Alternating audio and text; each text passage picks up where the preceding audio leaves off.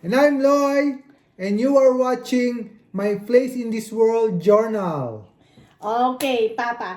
Ano ang topic natin for today? Topic natin ngayon is Genesis chapter 2. 2 and 3. 2 and 3. So, nabasa na namin ang chapter 2 and 3. And this time, kung ano yung verse na mapit niya, o gusto niya i-explain, o ano pagkakaintindi niya, Babasahin ko yun niya. at Explain kung ano or... yung pagkaintindi ko.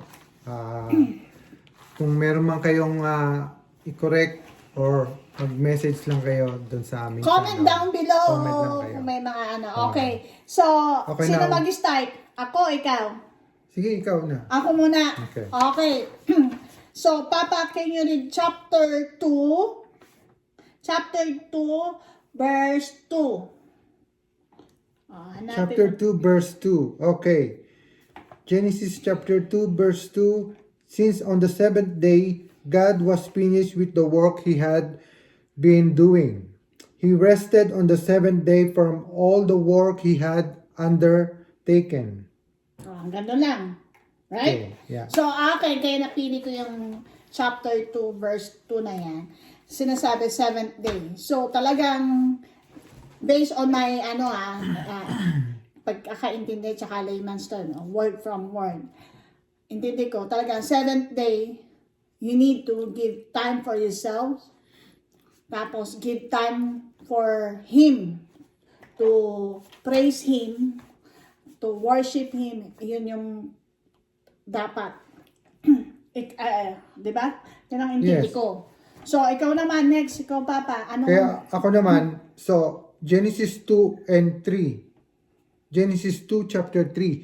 Kaya nga, so God blessed the seventh day and made it holy because He rested from all the work He had done creation. So, ang pagkaintindi ko niyan, kaya pagdating ng seventh day and made it holy, kaya dun tayo dapat wala tayong gagawin kundi magsamba at magpahinga. Kasi on seventh day, God made it holy. Wala dapat, kung tutusin, wala dapat magtatrabaho niyan. Seventh day is rest day. Yan yung God's holy day. Ang akin, pagkakaintindi ko is, ito yung oras ng pagbibigay-pugay sa Kanya. Oo. Diba?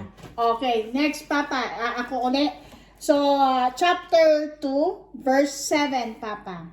Pakibasa. 7. Chapter 2 verse 7. The Lord God formed man out of the clay of the ground and blew it into his nostrils, that the breath of life. And so man became a living being. Ganda lang, di ba? Diba? The Lord God formed man out of the clay of the ground and blew it into his nostrils, the breath of life. And also man became a living being. Oh, intindi ko sa dyan is that from the very start ng binasa nating Genesis chapter 1, God created the man in His image, right? In His likeness, image. So, ito naman, man became a living soul. So, ibig sabihin, word from word po na parang talagang sinasabi na katwang tao, tapos at the same time merong kaluluwa. Yun ang intindi ko. O ikaw, Papa. Ako kaya nag-create si God ng man as in His image kasi sa tingin niya malungkot at may kulang. Na-create na niya ang animals from bird hanggang sa mga cattle. Pero naisip niya na kailangan niyang mag-create ng man at His own image. Yun ang pagkaintindi ko. Okay. So, ikaw na. Tapos na, Papa. Ako uli. Sige. Sige. Ako daw na lang lagi. Thank you. Oo. Ako ang namimili. Pero pwede kang mamili kung ano yung nagustuhan mo dyan. Ako, Sige. chapter 2, verse 9. Okay, Please. basahin ko ang chapter 2 verse 9. Sabi sa chapter 2 verse 9, out of the ground the Lord God made various trees, grow that were delightful to look at and good for food. Okay? Yeah. With the tree of life in the middle of the garden and the tree of the knowledge of good and bad. Good and evil. So, ibig sabihin yun para sa akin, ha? Ito yung, di ba, ito yung tree na sinasabi ni Lord na ni Papa God na wag i-touch, wag kuhanan ng fruit na kakainin. Kasi yun, nandun yung knowledge, good and evil. Ayun yung rules niya doon eh. Correct? Tapos, kung sakali mang ikaw ay kumuha, tinatch, or you have eaten one of the fruit, yun ang magiging, ang kaparusahan is yung kamatayan, will die. Oh. Di ba? Pero Ngayon, di pa, so yung tree of knowledge of good and evil, umpisa pa lang, binigyan na tayo ng Diyos, ng kaalaman, ng, ano ba tawag dito, yung, knowledge, ano ba Tagalog ng knowledge? kaalaman. Kaalaman. Di ba? So, kung iisipin mo sa umpisa pa lang at naisip na kagad ni Lord kung paano niya i-create ang man. Na-provide niya yan, kaya lang because of hindi nasunod yung kanyang pinagbilin, nagkaroon tayo ng death, kamatayan, di ba? Pero nandun na yung sinasabi na niya na good and evil. Ibig sabihin, na i-present niya na nandito yung bad, nandito yung good. So, ikaw na alin ang binibigyan ka ng choice. Oh, Ba? oh. Pero ako naman, sa Genesis chapter 3 ako, the fall of Chapter man. 3, okay. Oo. May Okay. ito ka pa? Marami pa akong 2. Oh, sige. Sige lang. 3 lang. You sure? Yes. Okay, 3. The fall of man, Genesis chapter 3 to 1. Now the serpent was the most cunning. So, yung pinakatuso na animal is the serpent, yung ahas. Was cunning of all the animals of the Lord God had made. The serpent asked the woman, "Did God really tell you not to eat from any of the trees in the garden?" The woman answered the serpent, "We may eat of the tree of the fruit of the trees in the garden. It is only about the fruit of the tree in the middle of the garden that God said, 'You shall not eat it or even touch it, lest you die.' But the serpent said to the woman, 'You certainly will not die. No, God knows well that the moment you eat of it, the moment you eat of it, your eyes will be open and know what is good and what is bad." So, yun. Ano ang pagkaintindi ko doon? Ang pagkaintindi ko doon is naisahan si nagbigay na ng si God na pwede nyo kainin, pero pagdating sa tree of life, between good and bad, the knowledge of good and bad, hindi nyo pwedeng galawin o kainin. Naisahan siya na-trick siya ng serpent. Yun ang sabi ni Eva kay God. So, yun. That time, na-realize nila na nakahubad sila.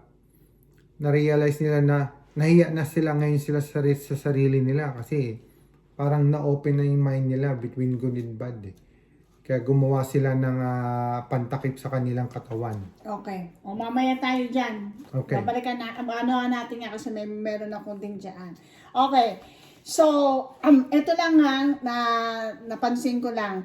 Can you read the, hindi ko alam kung saan ko naihanap to. Yung, rivers na create ni God. Ang pangalan is Pison. The land is very good. Doon mo matatagpuan yung gold. Yung Gon, correct me if I'm wrong kung pronunciation ko. Ito pala yung papuntang Ethiopia. Matagal na pala may Ethiopia. Oo, may, Diba? may Euphrates pa nga eh. Pangapat yun. Yung Hiddekel ba yun? Is Assyria. So, hindi ko alam saan yung Assyria na yan. And then, the last na river, Euphrates. Ito yung nandun na yan na between na sa Middle East na ito. Matatagpuan. Nasa Bible din yung Euphrates. Nasa na pag natuyo na is talagang merong fallen angel na pakakawalan, which is nasa Revelation naman yun. Okay, chapter 2, verse 23. Okay. Okay, basahin ko yung chapter 2, verse 23. Ano ang sabi dito? The man said, "This one at last is bone of my bones and flesh of my flesh. This one shall be called woman, for out of her man, this one has been taken." Yun lang. 23. Yun nga. So, ibig sabihin, talagang, sasabi nga, this is bone Of my bones bone. and flesh of my flesh. She was taken out of man. So, kumbaga, para sa akin, ang babae is submissive sa lalaki. I-submit mo. Pag kayo ay isang dibdib, mag-asawa. Kasi sinabi rin niya dito sa number 24 Chapter 2:24. That is why a man leaves his father and mother and clings to his wife, and the two of them become one body. So, ibig sabihin yan, once na ang dalawa, lalaki at babae, nagsama at magiging isang ano ba tawag doon? One body. Become one body. One body. Ano ba yung tungkol doon sa sa making us one. Pinag-isa. Diba? Yun yung tungkol yun sa marriage yan na? Okay, Papa, ikaw, ano pa ba ang meron ka dyan? Genesis 3, the fall of man, serpent. Okay, tapos na dyan. Tapos chapter na ako dyan, Chapter 3, between 9 to 11. Chapter 3, between 9 to 11, basahin ko 9 to 11.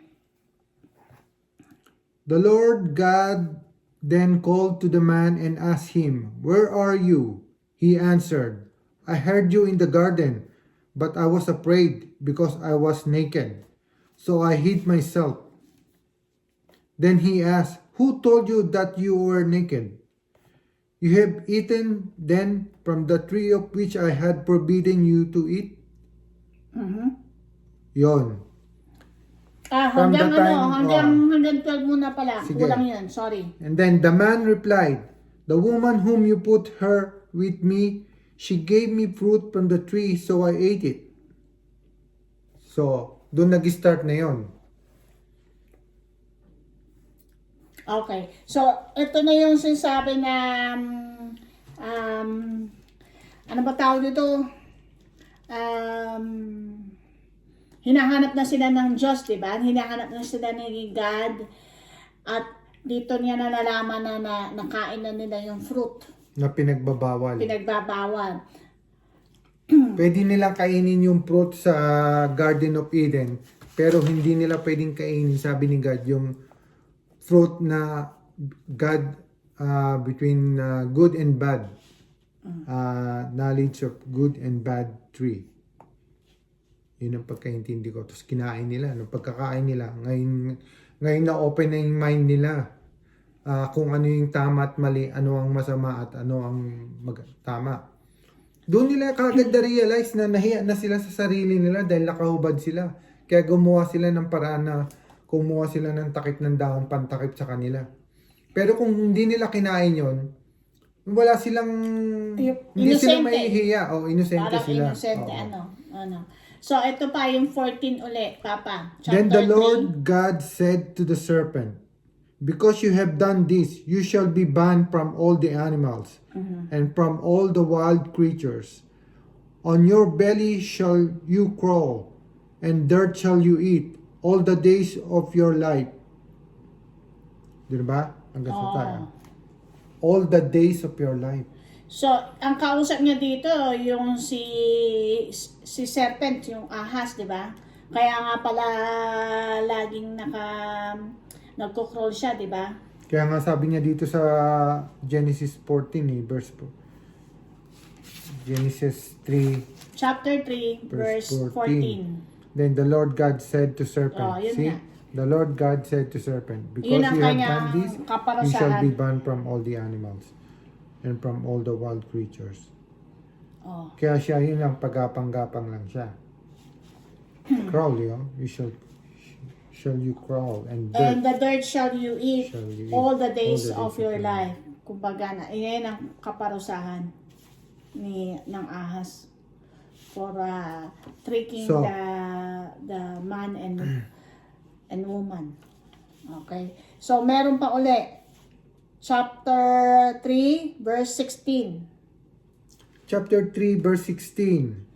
To the woman he said, I will intensify the pangs of your childbearing. I will pain, Ano? No, in pain shall you bring forth children. Yet your urge shall be for your husband, and he shall be your master. So, ito nga, yun nga yung sasabi ko na maging submissive ang babae, ang asawa, ang wife sa husband. Tapos, sinabi nga na mararanasan ng babae yung pagbubuntis. Yung pain, di ba? Pain. Sabi nga, pangs of your childbearing. In In pain shall you bring forth children. Tama. Yet your urge shall be for your husband, and he shall be your master. Diba? Yan na yung ano niya eh. Kumbaga parang... Hi, we're back. Sorry, naputol. Okay, Papa, can you please read po yung chapter 3, verse 23 hanggang 24. Okay, chapter 3, verse 23 and 24. Basahin natin. The Lord God therefore banished him from the Garden of Eden to till the ground from which he had been taken. When he expelled the man, he settled him east of the Garden of Eden. And he stationed the cherubim and the fiery revolving sword to guard the way to the tree of life. Oh, para sa akin, ano ibig sabihin yan, Papa? So, talagang, number 1, ano, di ba ang cherubim, angel? Tapos, anong ibig sabihin ng flaming sword? Tapos, pero pinagtabuyan niya yung man away from the tree of life. Bakit? Naisip ko lang to. Dahil siguro nga, ito na yung sinasabi na yung parang sinasabi niya na hindi ka forever na mabubuhay. May death. Kasi ito yung kaparusahan. Kamatayan. Di ba? Ikaw, ano pa? Hindi naman kasi ibig sabihin talaga dito sa Bible ang pagkaintindi ko na once na kinain mo yon mamamatay ka. Oo, mamamatay ka. Pero hindi ganun kadali na ganun mawawala ka, mamamatay. Pero habang nabubuhay ka, makakaranas ka ng paghihirap, pagsubok, mga problema hanggang sa mamatay ka. May kumbaga nasa cycle. Hanggang Oo. ikaw ay pinanganak hanggang sa may ikaw ay Makakaranas ka ng ano. Yun nga yung sasabi nila dito, yung return to ground, dust to dust. Diba? So anyway, thank you very much. At may homework kami kasi may mga tanong kami dito. See you next time. See you Good next time, night. guys. Thank you. Bye. Bye-bye. Thank you for watching.